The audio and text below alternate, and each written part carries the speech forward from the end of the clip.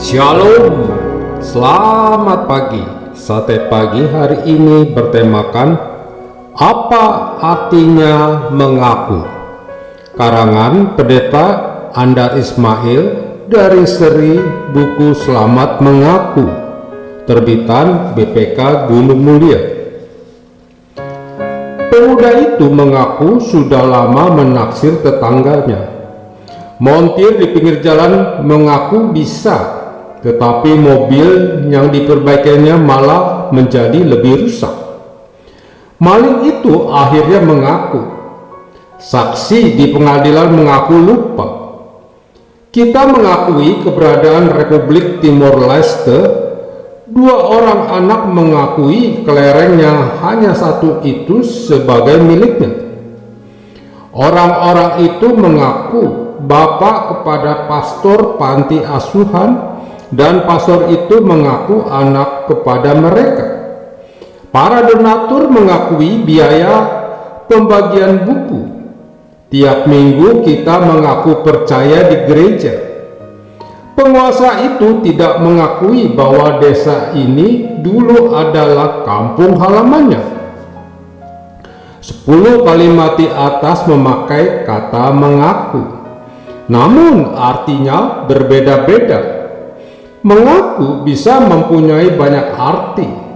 Misalnya, menganggap diri, menerima, menyatakan, membenarkan, menyanggupi, memberlakukan sebagai, dan banyak lainnya.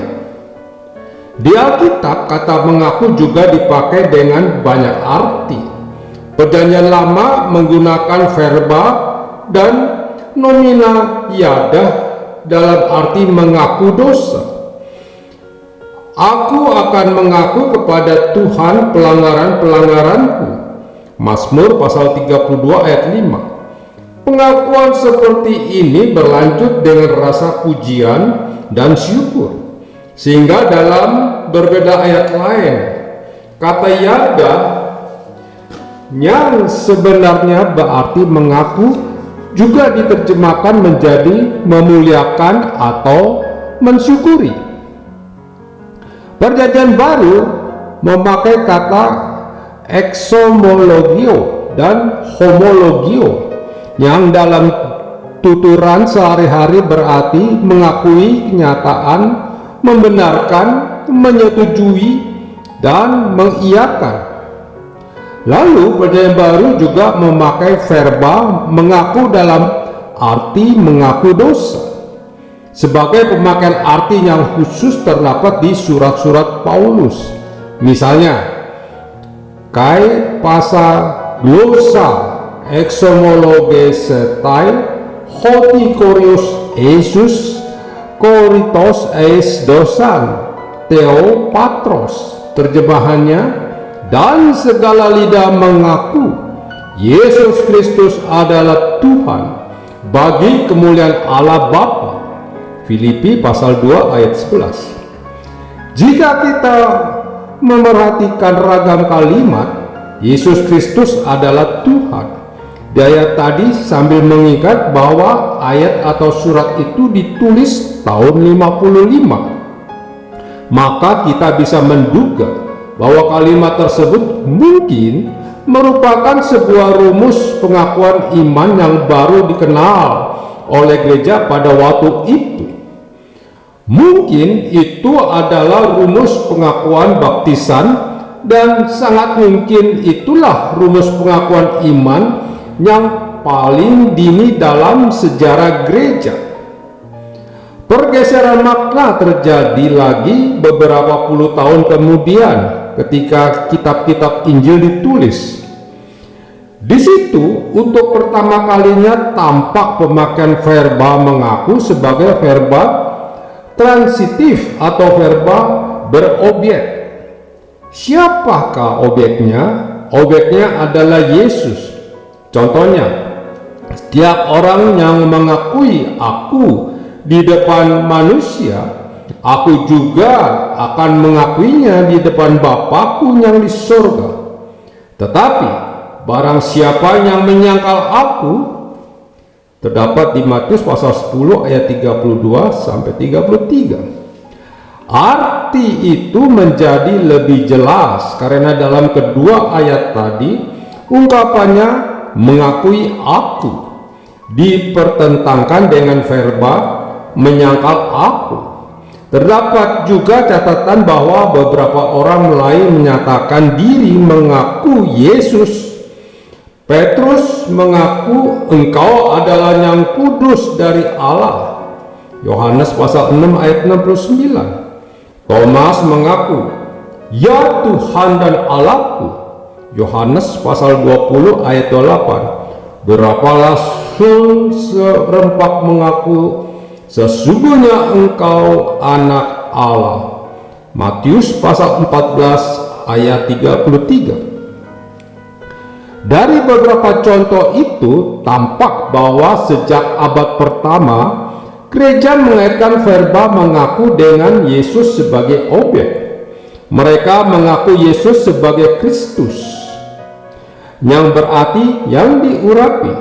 Maksudnya, yang diurapi atau ditugaskan untuk mewakili Allah dalam menyelamatkan manusia. Dari situ lahir pengakuan bahwa Yesus adalah juru selamat. Mereka juga mengaku Yesus sebagai Tuhan.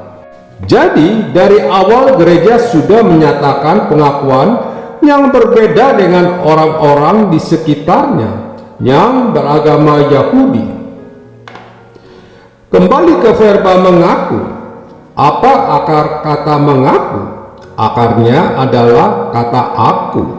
Saat mengaku, kita menyatakan akunya diri kita.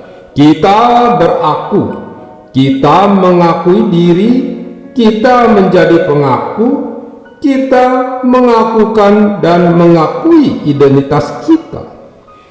Pengakuan adalah perbuatan seseorang aku atau seorang individu. Mengaku adalah perbuatan individual. Sementara itu ada orang lain dalam komunitas kita yang isi pengakuannya sama dengan pengakuan kita. Maka jadilah pengakuan itu perbuatan komunal. Oleh sebab itu, sejak abad pertama lahirlah pengakuan komunitas gereja. Akan tetapi sebagaimana tiap individu adalah aku yang berbeda, demikian juga tiap komunitas. Oleh sebab itu, tiap komunitas agama mempunyai pengakuan masing-masing. Pengakuan agama manakah yang paling benar? Tidak ada. Tidak ada agama yang paling benar. Tiap agama memandang kebenaran pengakuannya dari sudut pandangnya sendiri. Allah memang hanya satu, namun fasetnya sangat beragam, sehingga Allah yang satu dan sama itu diakui secara berbeda. Pengakuan tiap agama bersifat relatif. Artinya, kebenaran pengakuan itu tergantung dari siapa pengakunya.